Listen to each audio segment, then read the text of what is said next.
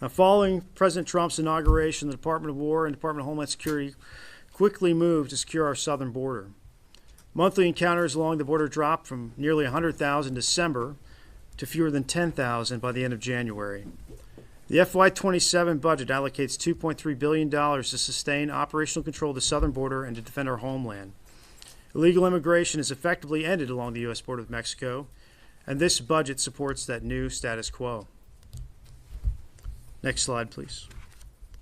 We will also defend the homeland by continuing to build America's Golden Dome, a next-generation missile shield. In FY26, we began building Golden Dome by focusing on creating the infrastructure to build situational awareness and sense threats. In FY27, we will expand that sensing network and invest in next-generation interceptors. This investment in the security of America and Americans is an absolute game changer, and it's peace through strength in action.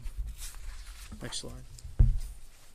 As we defend the homeland from advanced missile threats, we're also investing in the revolution in autonomous systems. Drone warfare is rapidly reshaping the modern battlefield, and this budget is the largest investment in drone warfare and counter-drone technology in U.S. history. We're requesting $53.6 billion for autonomy, drone platforms, and contested logistics, along with $21 billion for munitions, counter-drone technologies, and advanced systems like the Collaborative Combat Aircraft, the MQ-25. Manned-unmanned teaming is the future of combat, and this budget makes it a reality. I'd like to continue the discussion with several additional capability areas where the FY27 President's budget requests investments and their impact on the joint force.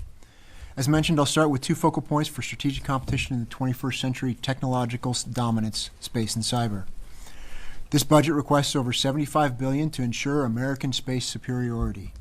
This includes 31 space launches, $13 billion to develop and field missile warning and tracking capabilities, 2 GPS satellites and their supporting infrastructure, $5.9 billion for satellite communication systems, $7.7 billion for airborne moving target indication capabilities, and a $3.1 billion investment in our next-generation space data network. In the cyber domain, the FY27 budget requests over $20 billion for capabilities to defend federal systems, critical infrastructures, and supply chains across all domains, denying adversary freedom of maneuver in and through cyberspace while forging a cyber force capable of delivering greater lethality. This budget request is committed to securing America's vital national security and economic interests in, from, and to space, while prioritizing cyber capabilities as a crucial component of national defense. Turning to the nuclear enterprise, America's nuclear capabilities are the bedrock upon which all other elements of our defense strategy rest. Our current nuclear enterprise remains safe, secure, credible, and ready.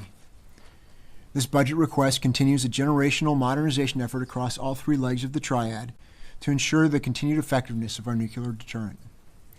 This includes, as shown on the slide, $16.2 billion for the Columbia-class submarine program, which includes funding one new hull in its entirety, completing the incremental funding for the hull started in FY26, and providing advanced procurement funds for 8 additional hulls, along with investments in the B-21 bomber, the Sentinel ICBM program, and the Long-Range Standoff Weapon, or LRSO.